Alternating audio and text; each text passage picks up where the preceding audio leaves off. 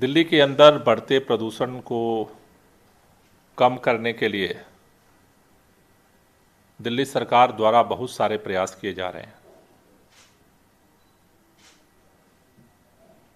दिल्ली के अंदर grab system को लागू किया जा रहा है, एंटी डस्ट कैंपेन चलाया जा रहा है।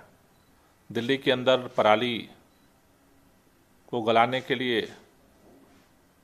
पूसा बायो डिकम्पोजर का छिड़काव किया जा रहा है। लेकिन ये दुर्भाग्यपूर्ण है कि पिछले 2 साल से लगातार दिल्ली के अंदर गाड़ियों के प्रदूषण को कम करने के लिए रेड लाइट ऑन गाड़ी ऑफ कैंपेन चलाया जा रहा था। उसको दिल्ली के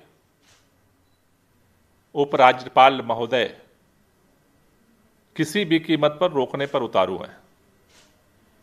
ये बहुत ही दुर्भाग्यपूर्ण है कि एलजी साहब दिल्ली के लोगों के सांसों के साथ राजनीति कर रहे हैं।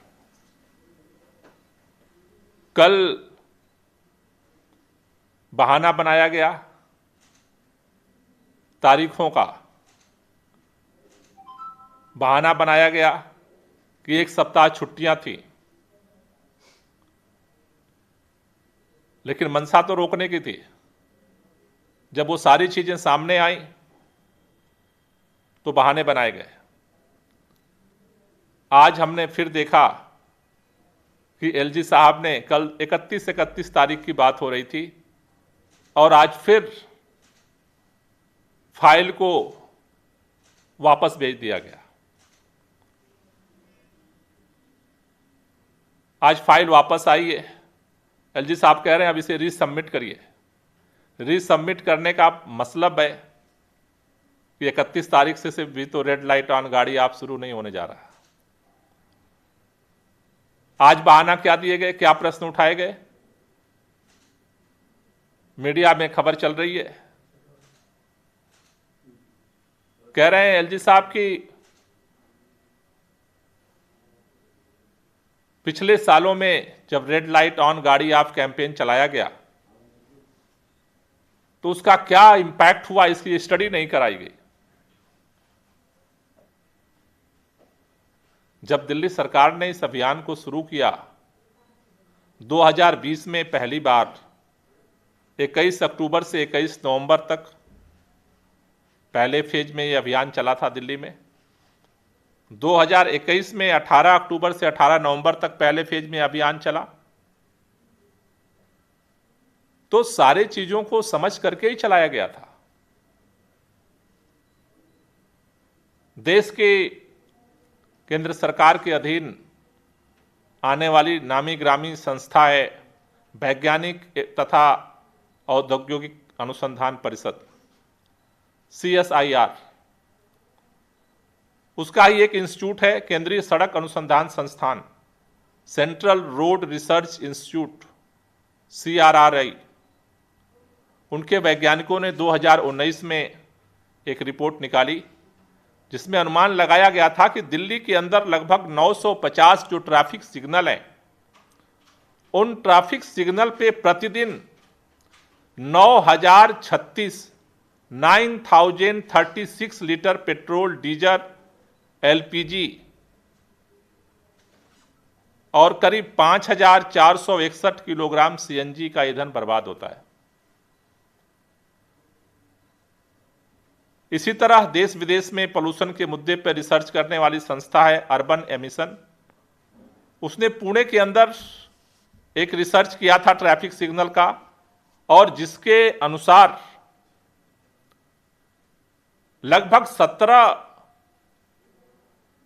पुणे शहर के अंदर सिग्नल्स में 17,000 टन से ज्यादा PM10 उत्सर्जित होता है रेड लाइट पे।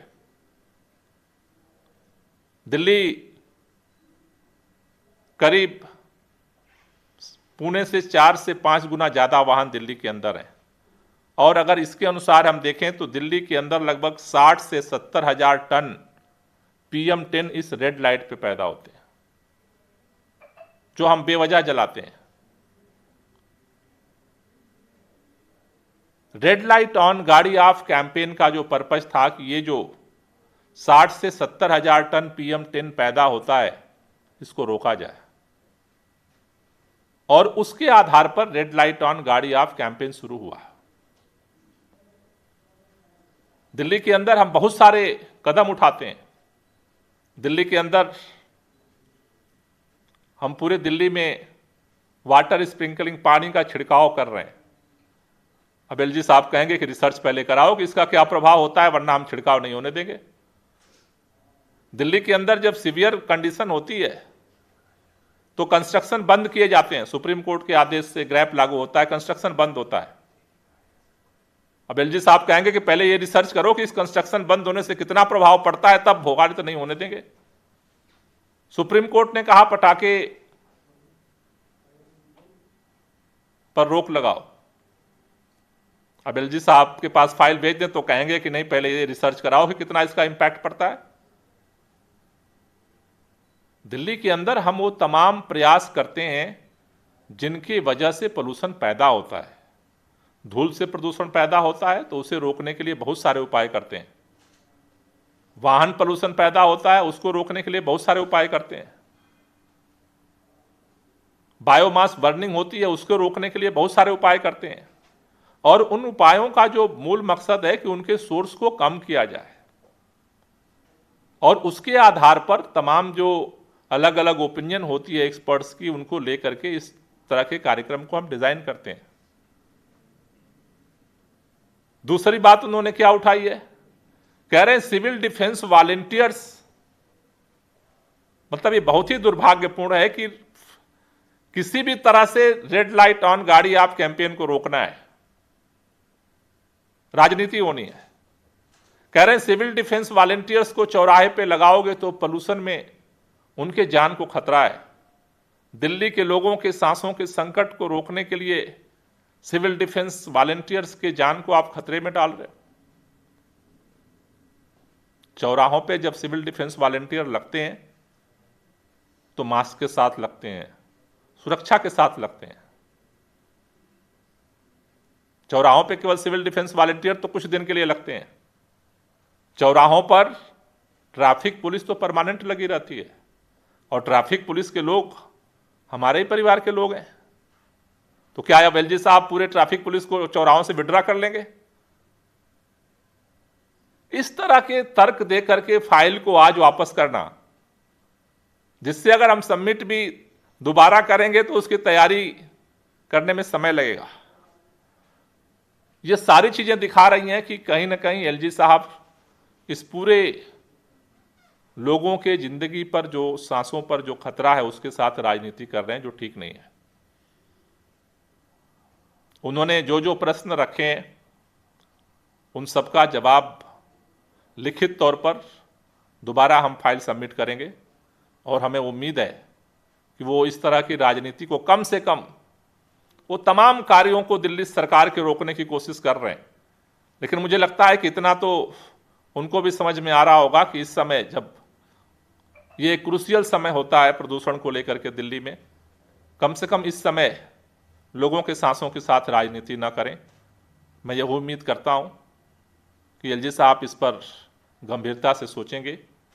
जो फाइल आई है उसका लिखित में हम जवाब दोबारा जो है उनको सबमिट करेंगे, और हमें उम्मीद है कि सकारात्मक तरीके से सोच करके वो जल्द ही इस पर निर्णय लेंगे। Thank you.